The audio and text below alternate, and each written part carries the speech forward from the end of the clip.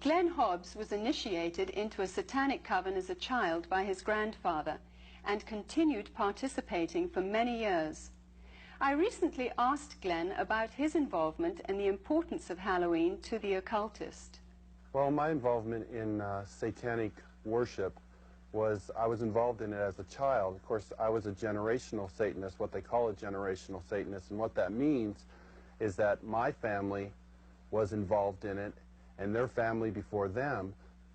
Now, my earliest rememberings of Halloween and some of the things that were involved was, it was a very dark time for me as a child. It was something that I didn't enjoy. Glenn, could you tell us about your involvement in any rituals at Halloween as a child? There was another little girl that was involved in the occult with me, and her name was Becky. Now, Becky was a different type of child. She was blessed to be a sacrifice. I was being blessed to be a high priest, where she was being blessed and born into the coven there to be a sacrifice. Now, we were in a ritual where we were married together. It was a marriage to the beast, and me and the little girl were married together, and there was a lot of sexual abuse that took place and a lot of blood that was spilt over us, joining us together. When do Halloween rituals actually begin, and what is the ultimate purpose of Halloween? Well, the ritual that I remember the most clearly began about the end of September. Me and the little girl, the one I mentioned named Becky, the abuse was very concentrated at that time. We were taken into several rooms where our clothing was removed. We spent the next couple of weeks in a kind of a shack where a lot of rituals went on, where a lot of animals were killed. They summoned Lucifer and his spirit to come and possess me, and so that I would be blessed to take over the position of the high priest at a certain point in time.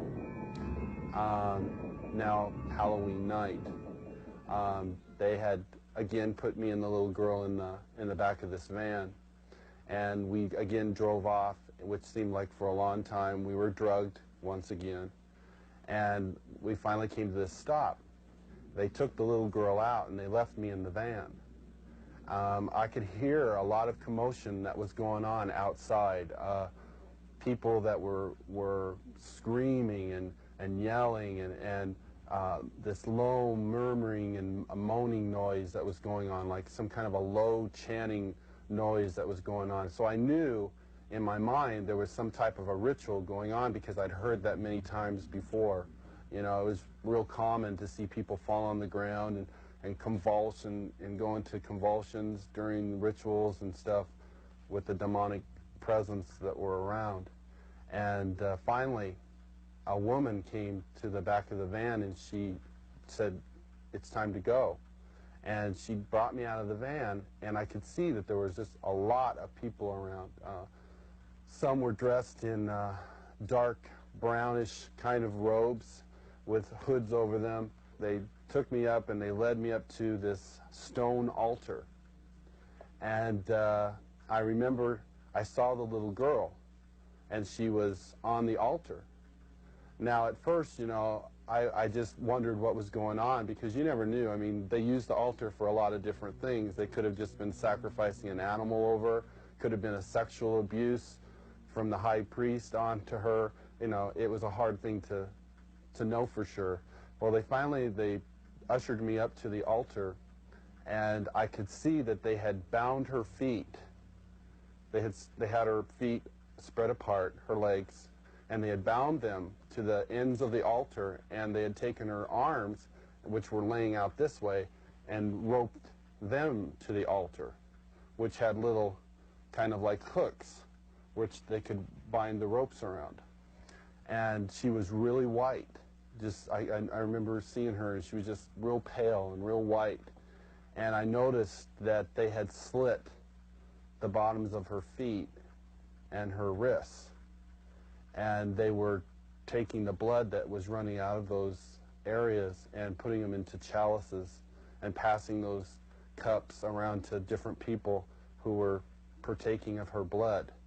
Then the high priest, he took the athami, or the ritual knife, and he picked it up and he put my hand on it, and then he forced it into her chest.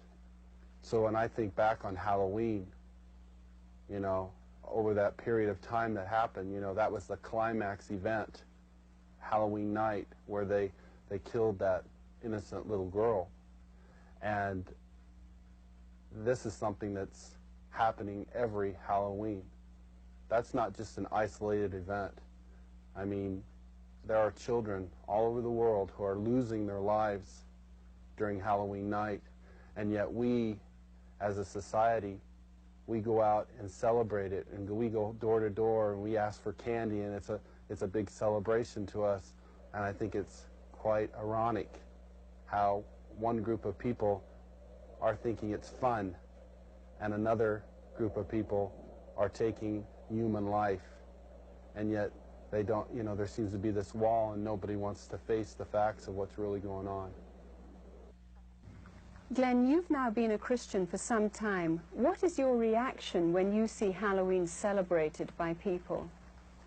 Whenever Halloween time starts coming around, at the 1st of October, you go into the stores, you see the costumes, you see the mother with her little girl putting the witch's hat on her, and the little boy getting excited about getting the devil mask, and you see the candy, you see the Halloween pumpkins, you see people decorating their houses with skeletons and all these symbols of death. You know, it only serves to bring back horrifying memories to me. Memories of death, memories of children being so abused, so ripped of everything, their character, all in the name of Satan. If a person could really stop the next time they go into that store and realize that there are children who are going to lose their life because people are taking this a step further. There are people out there who don't just celebrate Halloween with trick-or-treat candy. This is a religious holiday to them. This is something that is holy and sacred, and they are taking innocent human life. I can't say, go ahead and have Halloween fun. It doesn't matter if you're participating in Halloween, even if you're not a Satanist, you know, if it's just for fun.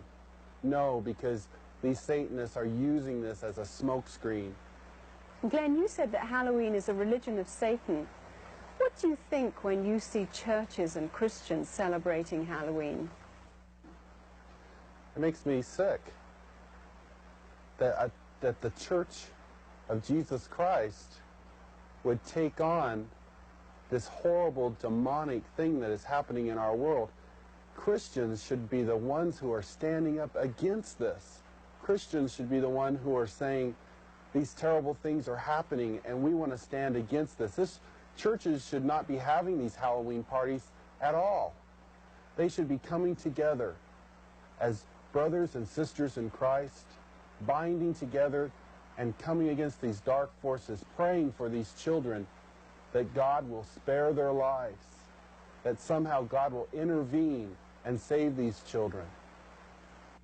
Whether the public chooses to believe in the frightening growth of Satanism or not, the fact is that a highly organized network of Satanists are operating in America and Europe today.